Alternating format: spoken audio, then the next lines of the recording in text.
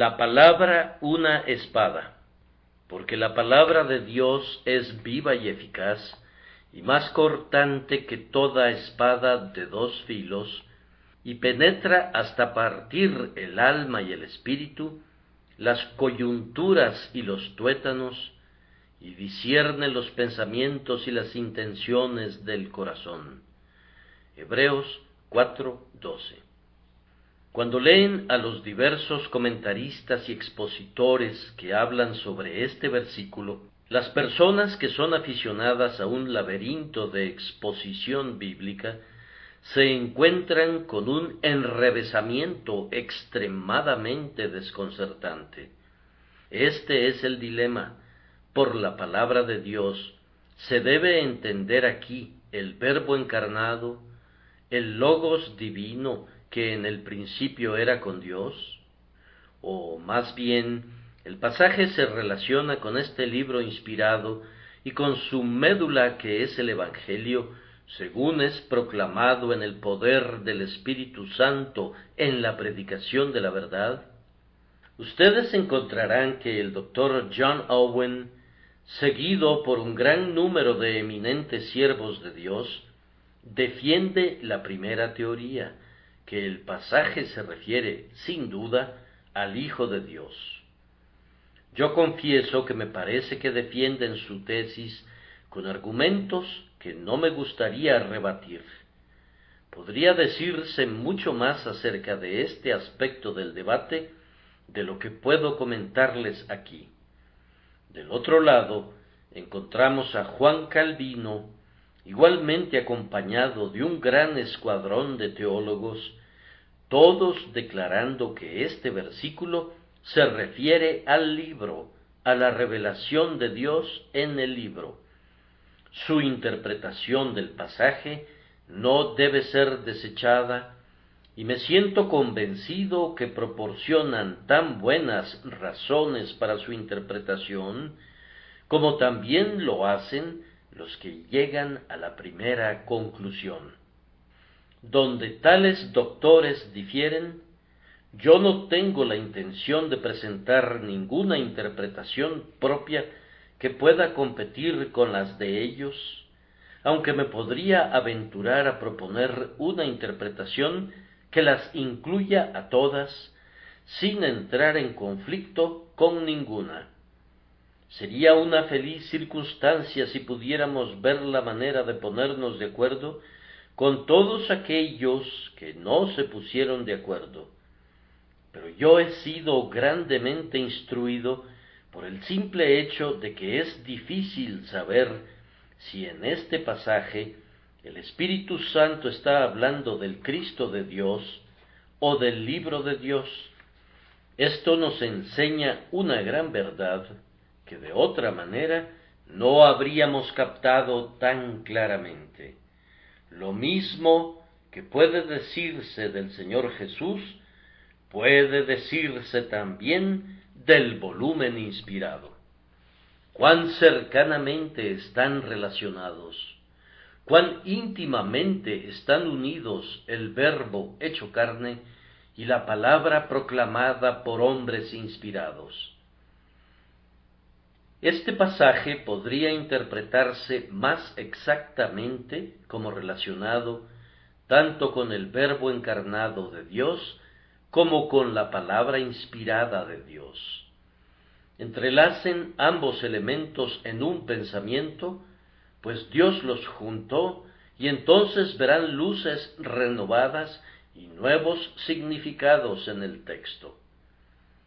La palabra de Dios, es decir, esta revelación de sí mismo en la Santa Escritura, es todo lo que se describe aquí, porque Jesús, el Verbo encarnado de Dios, está en ella.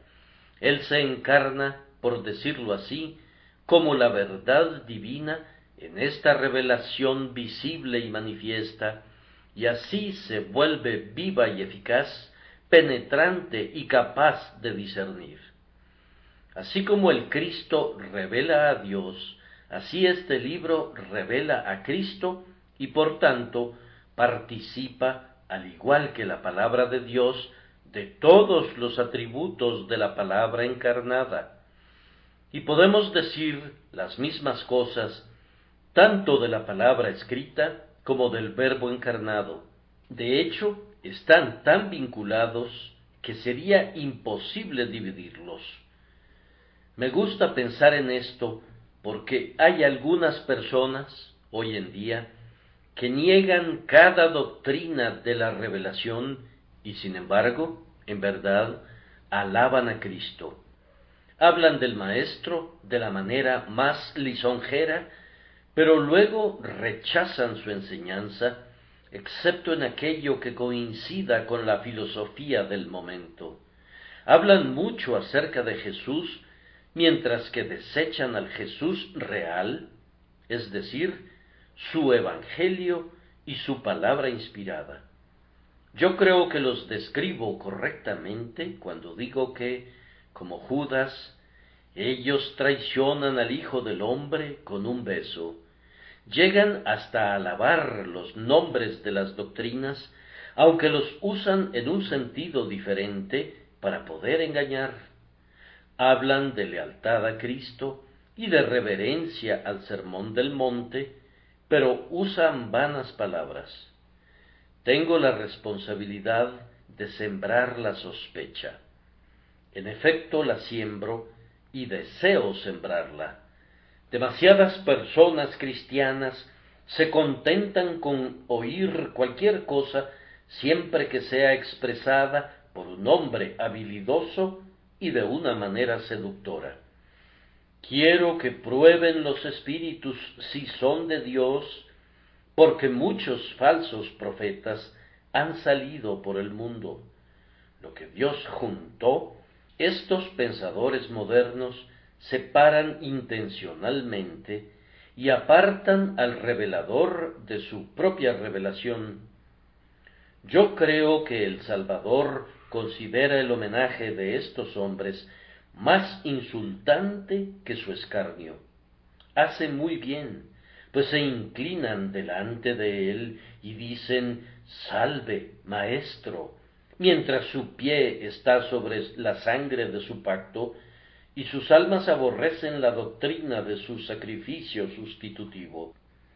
Están crucificando de nuevo al Señor y exponiéndole a vituperio, atreviéndose a escarnecer la compra que hizo de su pueblo como una transacción mercantil y otras blasfemias parecidas. Cristo y su palabra deben ir juntos. Lo que es cierto de Cristo es predicado aquí, tanto de Él como de su palabra. He aquí, este día el Evangelio eterno tiene a Cristo en su seno. Él cabalga en la palabra como en un carro, Él cabalga en ella como antaño Jehová cabalgó sobre un querubín y voló sobre las alas del viento. Es únicamente debido a que Jesús no está muerto que la palabra se vuelve viva y eficaz y más cortante que toda espada de dos filos, pues si dejan a Cristo fuera de ella, habrían dejado fuera su vitalidad y eficacia. Como les he dicho, no tendríamos a Cristo sin la palabra, ni tampoco tendríamos a la palabra sin Cristo. Si dejan a Cristo fuera de la Escritura, habrían dejado fuera la verdad esencial que declara en su contenido. Ay, si dejan fuera de ella a Cristo como un sustituto, a Cristo en su muerte, Cristo con sus vestiduras teñidas en sangre, habrían dejado fuera de ella todo lo que es vivo y eficaz. Cuán a menudo les hemos recordado que en cuanto al Evangelio, lo mismo que en cuanto a todo hombre, la vida es su sangre. Un evangelio sin sangre es un evangelio sin vida. Han exhibido recientemente un famoso cuadro que representa a nuestro Señor delante de Pilato. Ha ganado merecidamente gran atención. Un cierto periódico de renombre, que publica un gran número de grabados por un precio módico, ha sacado un grabado de este cuadro, pero como la pintura era demasiado grande para que el periódico la reprodujera completa, copiaron sólo una parte de él. Es interesante notar que pusieron a Pilato de un lado y a Caifás del otro, pero como no había espacio para Jesús en la página, suprimieron esa parte del grabado. Cuando vi el cuadro, pensé que era maravillosamente característico de una gran parte de la predicación moderna. Ven a Pilato aquí, y a Caifás allí, y a los judíos más allá, pero omiten a la víctima, atada y azotada por el pecado humano. Posiblemente, en el caso de la publicación, la figura de Cristo aparecerá en el siguiente número, pero aun si apareciera en el siguiente sermón de nuestros predicadores de la nueva teología, será como un ejemplo moral y no como el sustituto del culpable, el que carga con el pecado y por cuya muerte somos redimidos. Cuando escuchamos un sermón que no contiene a Cristo, nos quedamos con la esperanza que aparecerá el siguiente domingo. Al mismo tiempo, la predicación es inutilizada en ese momento y la presentación del Evangelio es enteramente arruinada, puesto que la figura principal queda fuera.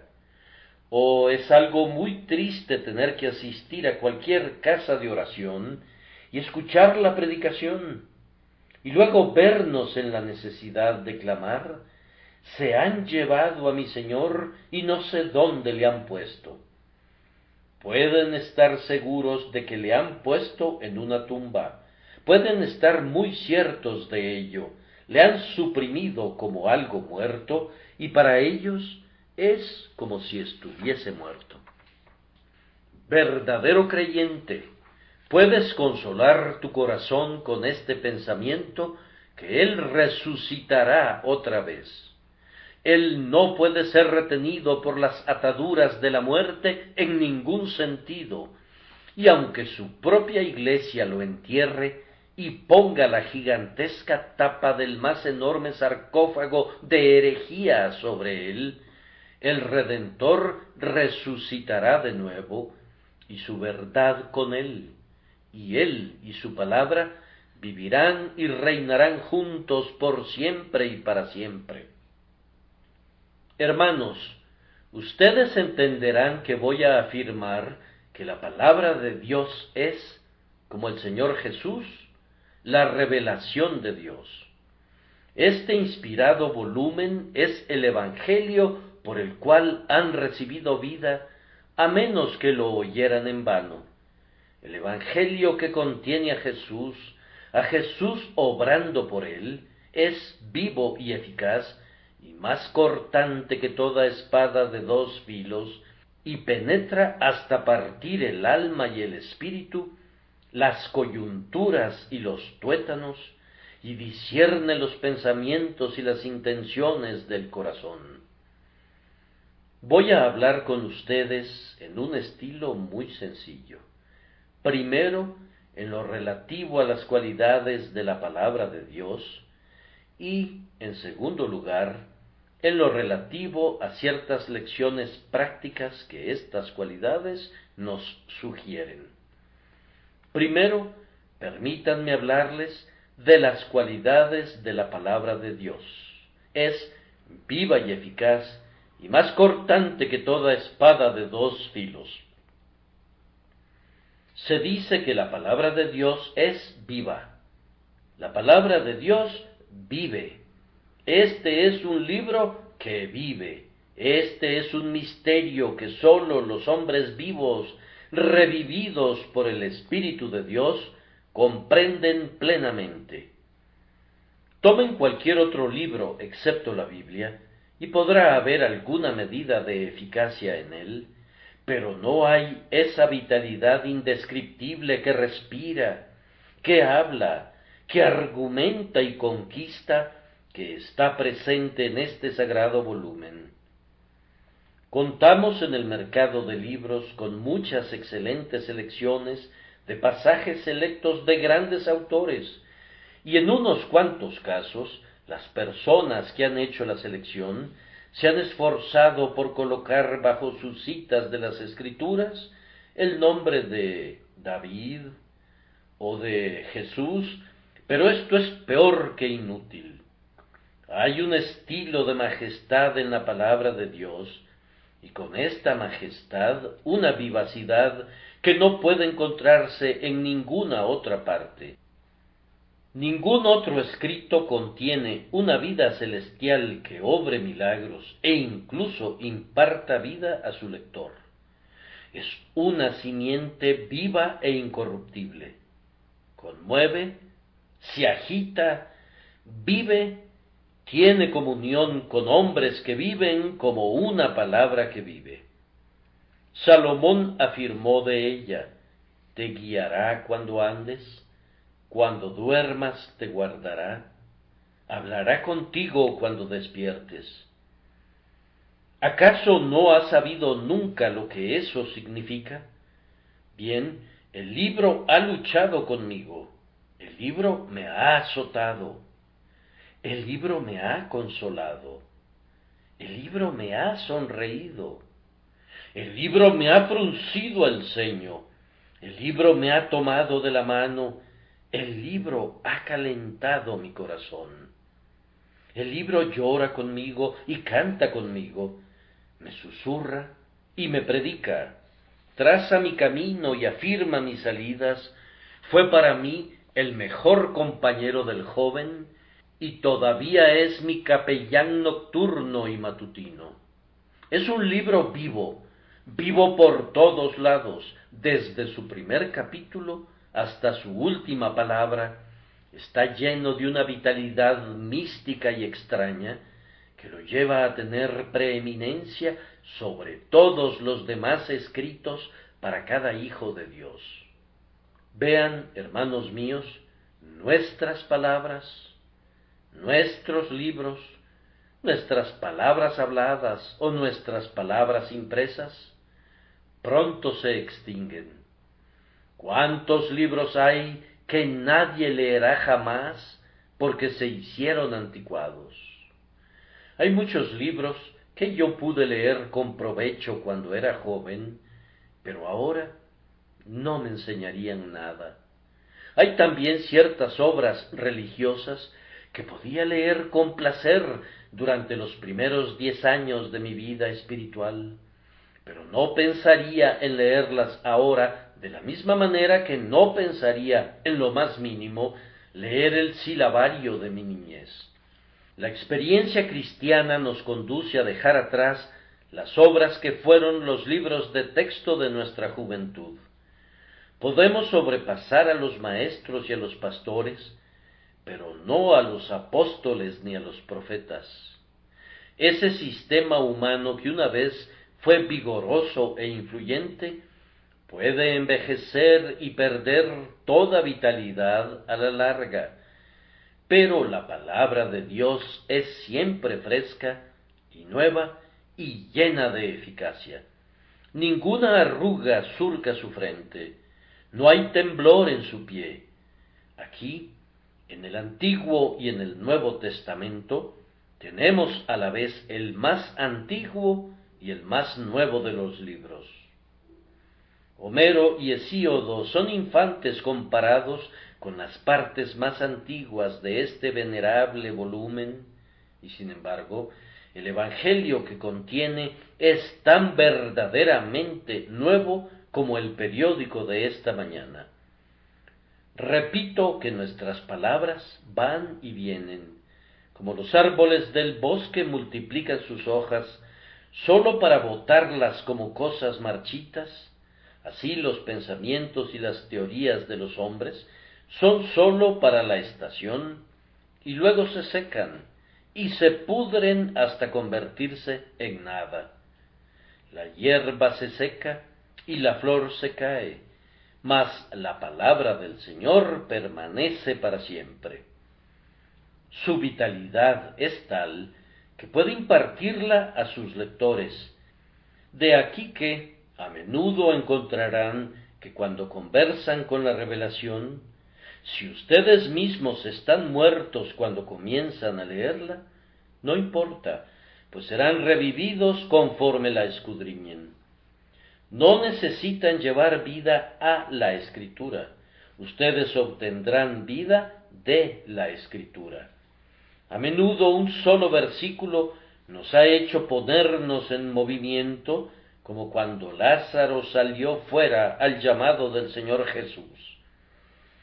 Cuando nuestra alma desfallece y está a punto de morir, una sola palabra, aplicada al corazón por el Espíritu de Dios, nos reanima, pues es una palabra que vive y que da vida. Me alegra mucho esto, porque a veces me siento completamente muerto, pero la palabra de Dios no está muerta, y al fin de cuentas, somos como el muerto que, cuando fue arrojado en el sepulcro del profeta, se levantó sobre sus pies cuando llegó a tocar sus huesos. Incluso estos huesos de los profetas, estas palabras suyas, habladas o escritas hace miles de años, impartirán vida a quienes entran en contacto con ellas. La palabra de Dios es así desbordante de vida. De aquí que pueda agregar que está tan viva que no tienen que temer nunca que se extinguirá. Ellos sueñan que nos han puesto entre las antigüedades a quienes predicamos el viejo evangelio que amaron nuestros padres. Ellos miran con desprecio las doctrinas de los apóstoles y de los reformadores y declaran que sus creyentes se están quedando solos como reliquias de una era que desde hace mucho tiempo ha ido desapareciendo. Sí, eso dicen, pero lo que dicen no es cierto después de todo, pues el Evangelio es un Evangelio tan vivo que si fuera cortado en 1000 retazos, cada partícula de él viviría y crecería. Si fuese sepultado bajo 1000 avalanchas de error, arrojaría al íncubo como una sacudida y se levantaría de la tumba. Si fuera lanzado en medio del fuego, caminaría entre las llamas como ya lo ha hecho muchas veces, como si estuviese en su elemento natural. La Reforma debe su origen, en gran medida, a una copia de las Escrituras recluida en un monasterio, escondida allí hasta que Lutero cayó bajo su influencia y su corazón proporcionó la tierra para que creciera allí la semilla viva. Basta que dejen una copia del Nuevo Testamento en una comunidad católica y la fe evangélica puede pasar al frente en cualquier momento, aunque ningún predicador del Evangelio pase por allí jamás. Algunas plantas desconocidas en ciertas regiones han brotado súbitamente del suelo. Las semillas han sido llevadas por el aire, transportadas por los pájaros o arrojadas a la costa por las olas del mar. Las semillas están tan llenas de vida que viven y crecen en cualquier lugar a donde son transportadas, e incluso después de haber permanecido enterradas profundamente durante siglos, cuando el azadón que remueve la tierra las saca a la superficie, germinan de inmediato.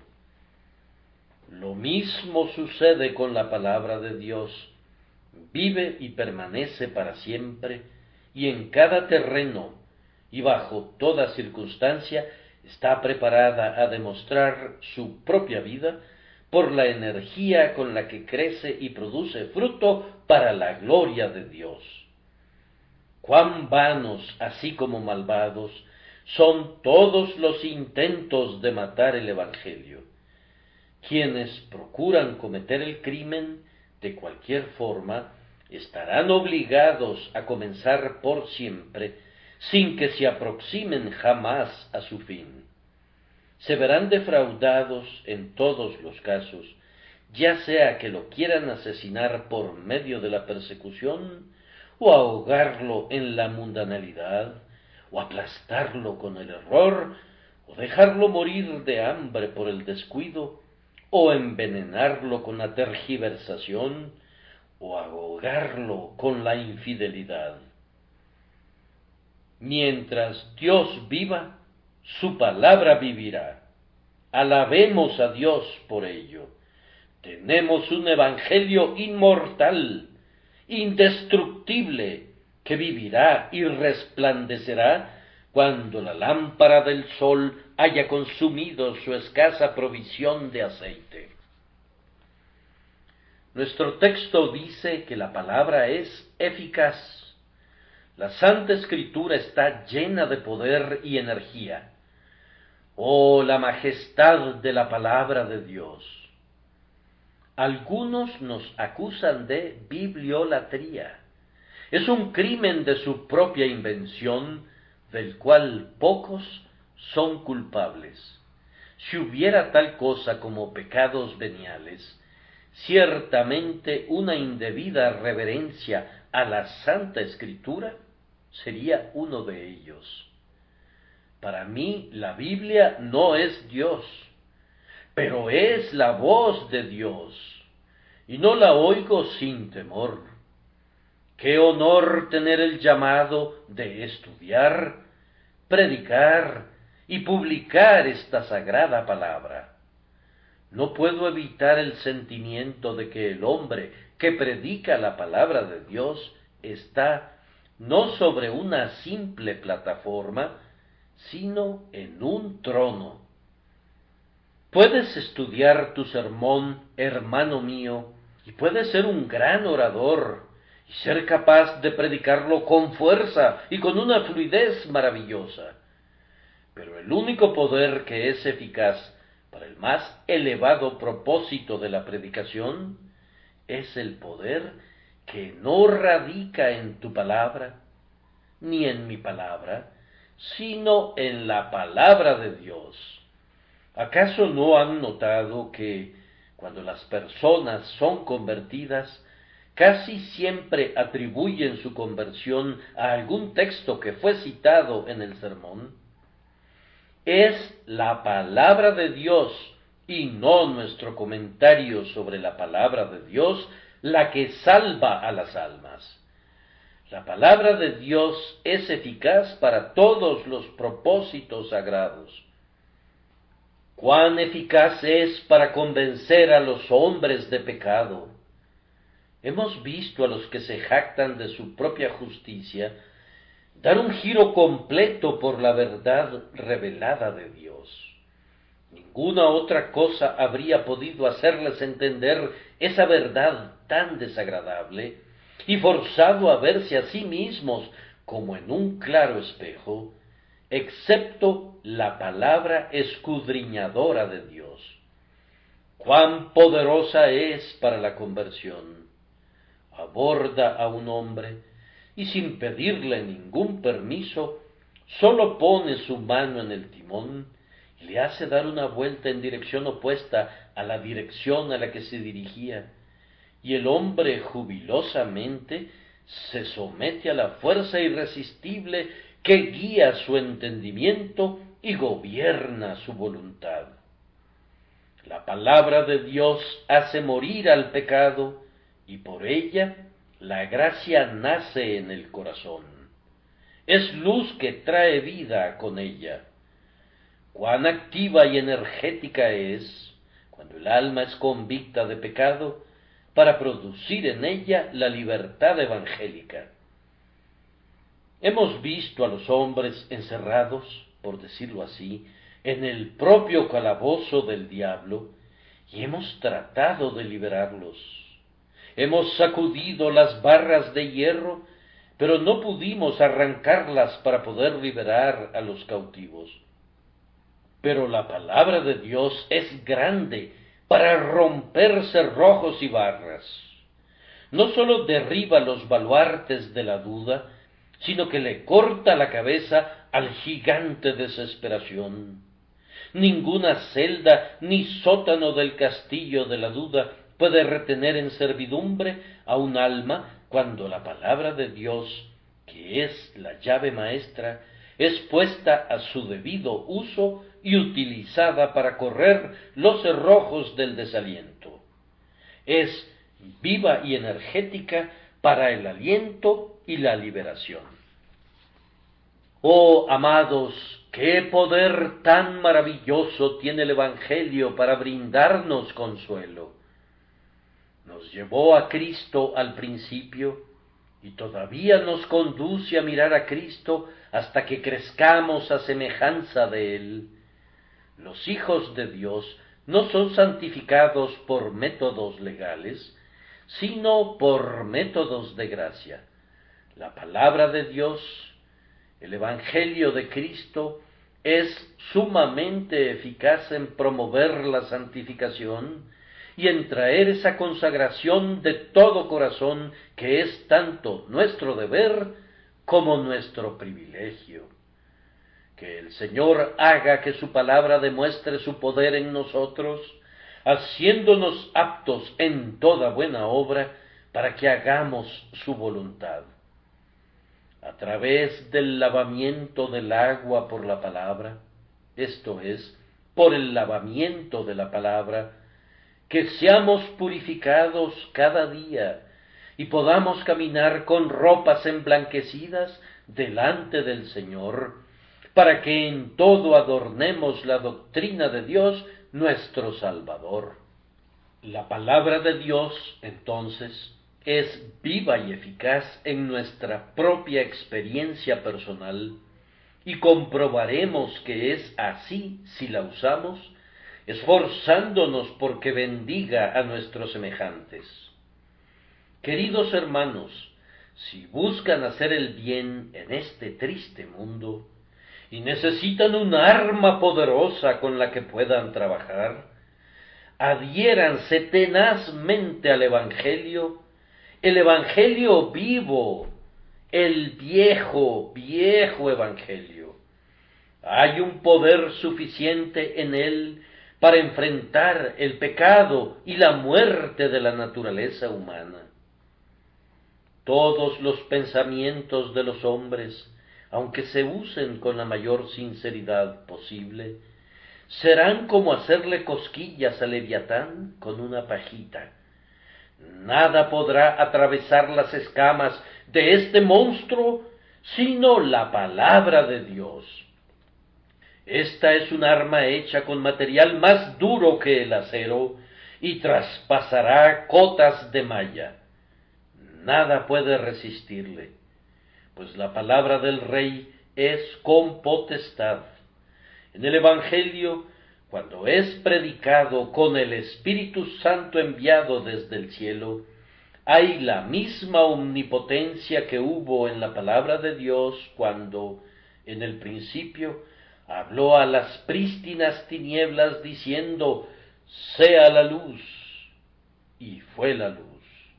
Oh, cómo debemos valorar y amar la revelación de Dios, no solamente porque está llena de vida, sino porque esa vida es sumamente energética y eficaz, y opera muy poderosamente en las vidas y en los corazones de los hombres.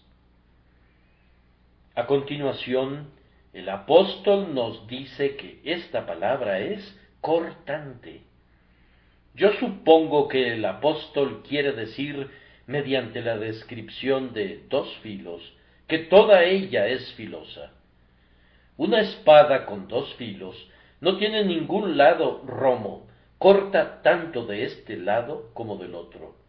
La revelación de Dios dada a nosotros en la Santa Escritura es filosa por todos lados.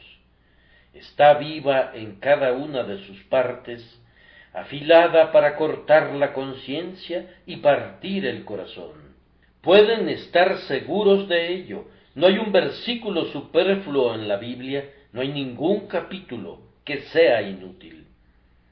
Los doctores dicen de ciertas drogas que son inertes, no producen ningún efecto en el sistema de una forma o de otra. Ahora, no hay un solo pasaje inerte en las Escrituras. Cada línea tiene sus virtudes.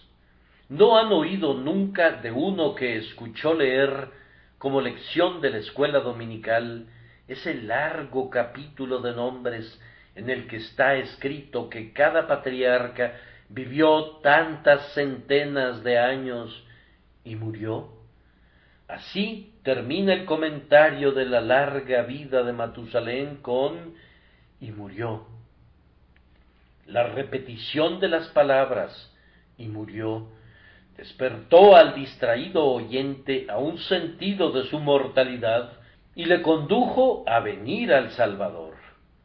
No me sorprendería que allá lejos, en las crónicas, entre esos difíciles nombres hebreos, haya habido conversiones obradas en casos desconocidos todavía para nosotros. De cualquier manera, es peligroso jugar con cualquier fragmento de la Santa Escritura, y muchos hombres han sido heridos por las Escrituras cuando las han estado leyendo desidiosamente o incluso profanamente. Los que dudan han querido hacer pedazos la palabra, pero ella los ha hecho pedazos. Sí, los necios han tomado porciones y las han estudiado con el propósito de ridiculizarlas, y han sido sosegados y rendidos por aquellas palabras que repitieron como diversión. Hubo uno que fue a escuchar al señor Whitefield, un miembro del Club del Fuego del Infierno, un sujeto irremediable. Se puso de pie en la siguiente reunión de sus abominables asociados y repitió el sermón del señor Whitefield con una asombrosa precisión, imitando hasta su tono y sus ademanes. A la mitad de su exhortación, él se convirtió, hizo una pausa inesperada, se sentó con su corazón quebrantado y confesó el poder del Evangelio. Ese club fue disuelto. Ese notable convertido fue el señor Thorpe de Bristol, a quien Dios usó grandemente con posterioridad en la salvación de otros. Yo preferiría que leyeran la Biblia, aunque fuera para mofarse de ella, a que no la leyeran del todo. Yo preferiría que vinieran a oír la palabra de Dios motivados por el odio, a que no vinieran del todo. La palabra de Dios es tan cortante, tan incisiva, que ustedes podrían desangrarse bajo sus heridas antes de haber sospechado seriamente la posibilidad de tal cosa. No pueden acercarse al Evangelio sin que les haga sentir una medida de influencia sobre ustedes. Y si Dios los bendice, pueden derribar y matar sus pecados cuando no tienen la menor idea de que tal obra se está llevando a cabo. Queridos amigos, ¿no han encontrado que la palabra de Dios es muy cortante, más cortante que toda espada de dos filos, de tal forma que su corazón se ha desangrado internamente y han sido incapaces de resistir el golpe celestial?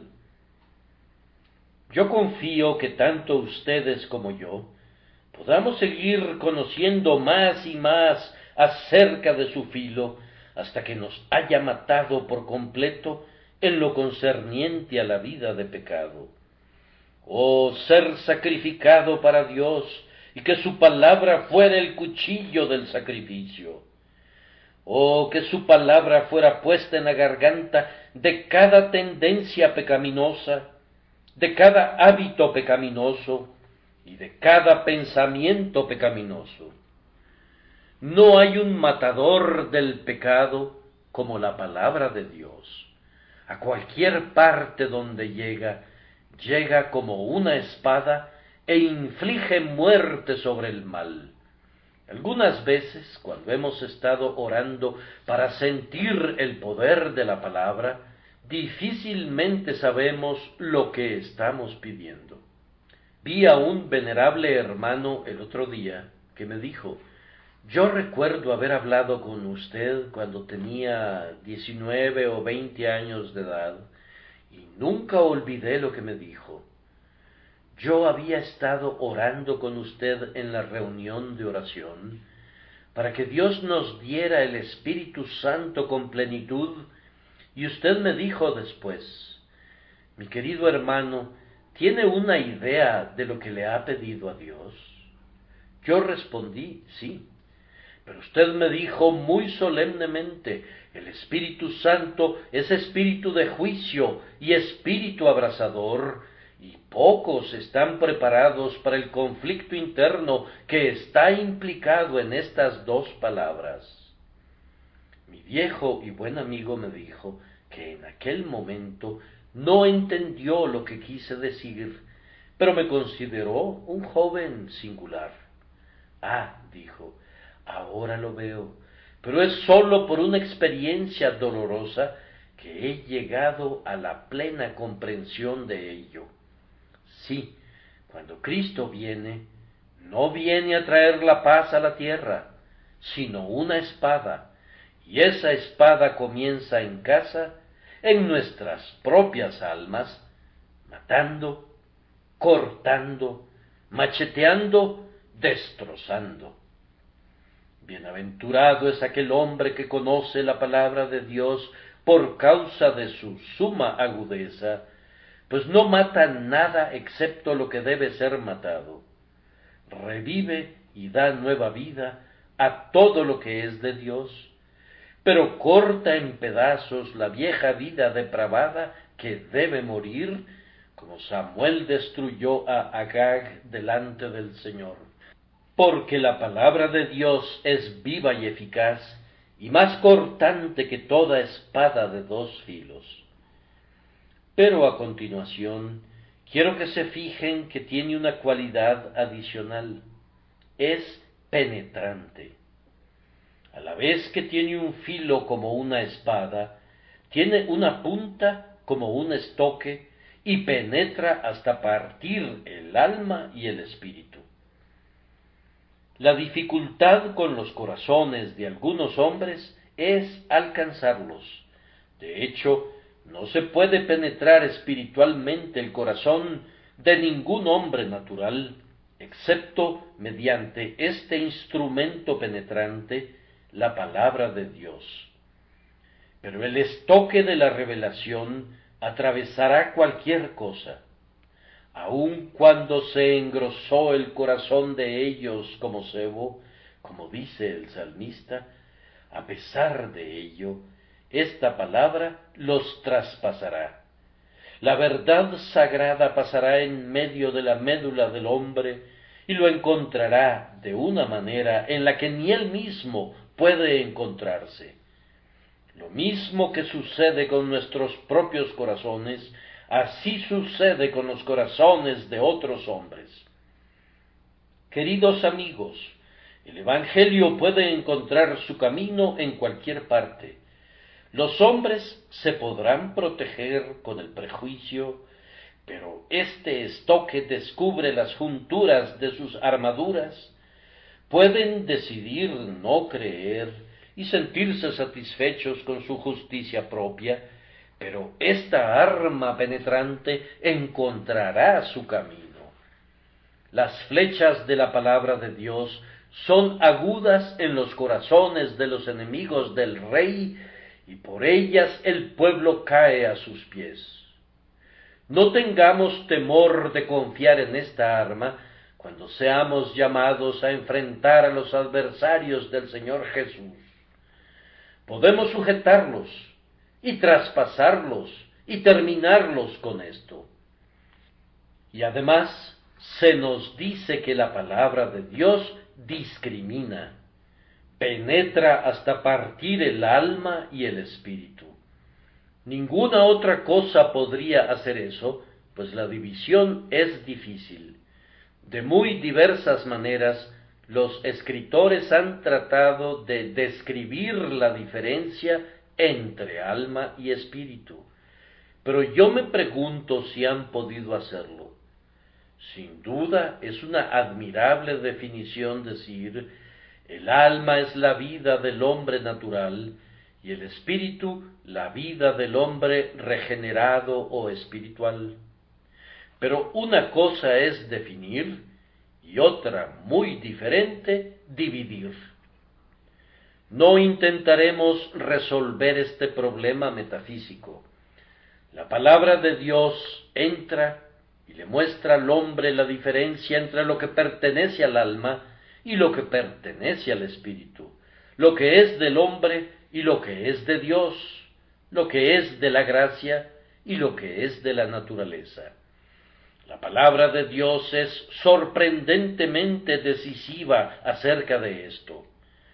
Oh, cuánto hay en nuestra religión que es, citando a un poeta espiritual, el hijo de la naturaleza primorosamente vestido, pero no el hijo vivo, es del alma y no del espíritu. La palabra de Dios traza líneas muy rectas y separadas entre lo natural y lo espiritual, lo carnal y lo divino. A veces pensarían, basándose en las oraciones públicas y la predicación de los clérigos, que todos somos el pueblo cristiano. Pero la Santa Escritura no sanciona esta suposición halagüeña de nuestra condición. Cuando estamos congregados juntos, las oraciones son para todos nosotros y la predicación es para todos nosotros, como si fuéramos todos el pueblo de Dios, todos nacidos así o hechos así por el bautismo, no hay duda al respecto. Sin embargo, el camino que sigue la palabra de Dios es de una naturaleza muy diferente. Habla de los muertos y de los vivos, de los arrepentidos y de los impenitentes, de los creyentes y de los incrédulos, de los ciegos y de los que tienen vista, de los llamados por Dios y de aquellos que todavía están en los brazos del malvado. Habla de una profunda discriminación y separa lo precioso de lo vil. Yo creo que no hay nada en el mundo que divida a las congregaciones, según deben ser divididas, como la clara predicación de la palabra de Dios. Esto es lo que convierte a nuestros lugares de adoración en sitios solemnes, según canta el Dr. Watts. Hacia sus atrios, con gozos desconocidos, las santas tribus se encaminan. El Hijo de David tiene su trono y se sienta en juicio allí. Él oye nuestras alabanzas y lamentos, y mientras su temible voz divide a los pecadores de los santos, temblamos y nos regocijamos. La palabra de Dios discrimina. Además, la palabra de Dios es maravillosamente reveladora para el yo interior. Penetra entre las coyunturas y los tuétanos, y el tuétano es algo que no se puede alcanzar con facilidad. La palabra de Dios penetra hasta la médula de nuestra humanidad, pone al desnudo los pensamientos secretos del alma, discierne los pensamientos y las intenciones del corazón. ¿No se han preguntado a menudo, al oír la palabra, cómo pudo el predicador quitar el velo de lo que ustedes habían ocultado? Él dice en el púlpito exactamente las mismas cosas que ustedes habían expresado en su habitación. Sí, esa es una de las marcas de la palabra de Dios, que pone al desnudo los más íntimos secretos del hombre. Sí, le descubre aquello que ni él mismo había percibido. El Cristo que está en la palabra lo ve todo. Lean el siguiente versículo. Todas las cosas están desnudas y abiertas a los ojos de aquel a quien tenemos que dar cuenta. La palabra no sólo les permite ver cuáles son sus pensamientos, sino que también critica sus pensamientos. La palabra de Dios dice de este pensamiento es vano, y de aquel pensamiento es aceptable. De este pensamiento es egoísta, y de ese pensamiento es como de Cristo. Es un juez de los pensamientos de los hombres, y la palabra de Dios es tal discernidora de los pensamientos y las intenciones del corazón, que cuando los hombres viran y dan rodeos y se descarrían, les sigue la pista. No hay nada tan difícil de alcanzar como un hombre. Puedes cazar un tejón y perseguir a un zorro, pero no puedes descubrir a un hombre. Él tiene muchos repliegues y escondites. Sin embargo, la palabra de Dios los sacará de su madriguera y se apoderará de él. Cuando el Espíritu de Dios trabaja con el Evangelio, el hombre podrá escabullirse y dar la vuelta, pero la predicación va a su corazón y a su conciencia y es conducido a sentirla y a someterse a su fuerza. Muchas veces, no lo dudo, queridos hermanos, han encontrado consuelo en el poder de discernir de la palabra. Labios poco amables han encontrado grandes fallas en ustedes. Han estado intentando hacer lo que podían por el Señor, y un enemigo los ha calumniado, y entonces ha sido un deleite recordar que el Señor discierne sus motivos. La Santa Escritura les ha dado seguridad de ello por la forma en que los entendió y los distinguió. Discierne el verdadero objetivo de su corazón y no los malinterpreta nunca.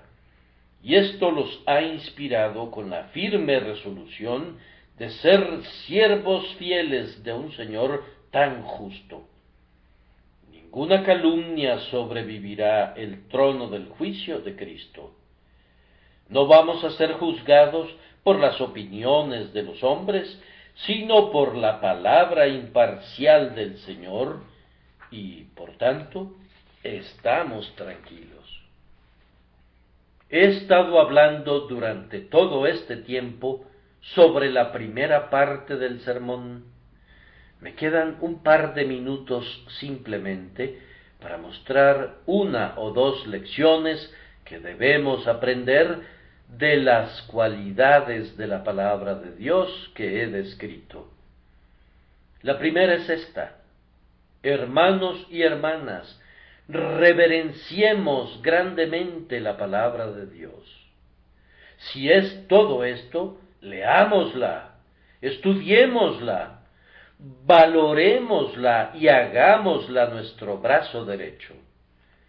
Y a ustedes que son inconversos, les ruego que traten a la Biblia con un santo amor y con reverencia, y la lean con el propósito de encontrar a Cristo y su salvación. Agustín solía decir que las Escrituras son los paños de tela que formaban los pañales del niño Cristo Jesús. Mientras los están desenrollando, confío que se encontrarán con él. A continuación, queridos amigos, siempre que nos sintamos muertos, y especialmente en la oración, acerquémonos a la palabra de Dios, pues la palabra de Dios está viva. Yo no encuentro que los hombres que tienen la gracia oren siempre de la misma manera. ¿Quién podría hacerlo? Cuando no tienen nada que decirle a su Dios, dejen que Él les diga algo. La mejor devoción privada está compuesta por dos mitades. La primera, escudriñando la escritura en la que Dios nos habla, y la otra, orando y alabando, en la que nosotros hablamos a Dios. Cuando estés muerto, vuélvete de esa muerte a esa palabra que vive. Además, siempre que nos sintamos débiles en nuestros deberes, vayamos a la palabra de Dios y al Cristo en la palabra para recibir poder, y este será el mejor poder. El poder de nuestras habilidades naturales, el poder de nuestro conocimiento adquirido, el poder de nuestra experiencia acumulada, todo esto puede ser vanidad, pero el poder que radica en la palabra comprobará ser eficaz. Levántate de la cisterna de tu fortaleza menguada a la fuente de la omnipotencia, pues quienes beben de allí, mientras los muchachos se fatigan y se cansan, y los jóvenes flaquean y caen, ellos correrán y no se cansarán, caminarán y no se fatigarán. Además, si como ministros u obreros ustedes necesitan algo que pueda compungir de corazón a sus oyentes, vayan a este libro. Digo esto porque he conocido predicadores que tratan de usar palabras propias muy incisivas. Dios nos libre de eso. Cuando nuestros corazones se calientan y nuestras palabras tienden a ser filosas como una navaja, recordemos que la ira del hombre no obra la justicia de Dios. No tratemos de continuar la guerra de Cristo con las armas de Satanás. No hay nada tan incisivo como la palabra de Dios. Apégate a ella. Yo creo también que una de las mejores formas de convencer a los hombres del error no es tanto denunciar el error como proclamar la verdad más claramente. Si un palo está muy torcido y deseas demostrar que lo está, consigue uno recto y tranquilamente ponlo al lado del otro, y cuando los hombres miren, seguramente verán la diferencia. La palabra de Dios tiene un filo muy agudo, y todas las palabras incisivas que necesites, es mejor que las tomes prestadas de allí. Y a continuación, la palabra de Dios es muy penetrante. Cuando no podemos alcanzar a la gente por la verdad de Dios, no podremos alcanzarla del todo. He oído de predicadores que han pensado que deberían adaptarse un poco a cierta gente y dejar fuera porciones de la verdad que pudieran ser desagradables. Hermanos, si la palabra de Dios no penetra, nuestras palabras no lo harán. Pueden estar seguros de eso. La palabra de Dios es como la espada de Goliat, que había sido guardada en el santuario, de la cual David dijo: ninguna como ella, dámela. ¿Por qué le gustaba tanto? Yo pienso que le gustaba mucho porque había sido colocada en el lugar santo por los sacerdotes. Esa es una razón. Pero yo pienso que la prefería más que nada porque tenía las manchas de sangre sobre ella, la sangre de Goliat. Me gusta mi propia espada porque está cubierta de sangre hasta la propia empuñadura, la sangre de los pecados muertos y de los errores y de los prejuicios la ha vuelto como la espada de don Rodrigo de un tinte púrpura y oscuro. Los muertos de Jehová por el Evangelio han sido muchos. Distinguimos a muchos conquistados por esta verdadera hoja de espada de Jerusalén. Algunos desean que use una nueva. No la he probado. ¿Qué tengo que ver yo con un arma que no ha visto ningún servicio? He probado la espada del Señor y de Gedeón y pretendo guardarla. Mis queridos camaradas en armas, Cíñanse esta espada y desdeñen las armas de madera con la que sus enemigos quieren engañarlos. Usemos esta hoja de espada de acero bien templada en el fuego contra los más obstinados, pues no pueden resistir contra ella. Podrán aguantar por un tiempo, pero tendrán que someterse. Es mejor que hicieran preparativos para rendirse, pues si el Señor sale contra ellos con su propia palabra, tendrán que ceder y clamar a Él pidiendo misericordia. Además, si queremos distinguir en cualquier momento entre el alma y el espíritu, y las coyunturas y los tuétanos, vayamos a la palabra de Dios para la distinción. Necesitamos usar la palabra de Dios en este preciso momento en varios temas. Está ese asunto de la santidad, sobre el cual uno dijo una cosa y otro otra. Que no les preocupe lo que digan todos ellos, sino que vayan al libro, pues este es el árbitro en todos los debates. En medio de las controversias del día acerca de miles de temas, adhiéranse estrictamente a este libro infalible y les guiará infaliblemente.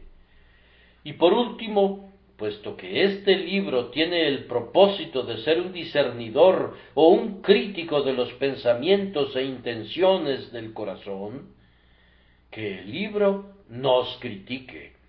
Cuando hayan sacado un nuevo libro de la imprenta, cosa que hacen cada día, pues cada día hay un nuevo tratado de la imprenta de la vida, llévenlo a este grandioso crítico y que la palabra de Dios lo juzgue.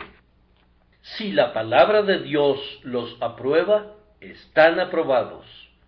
Si la palabra de Dios los desaprueba, están desaprobados. ¿Te han alabado tus amigos? Al hacerlo, podrían ser tus enemigos. ¿Te han ultrajado otros observadores? Pueden estar en lo cierto o no, que el libro lo decida.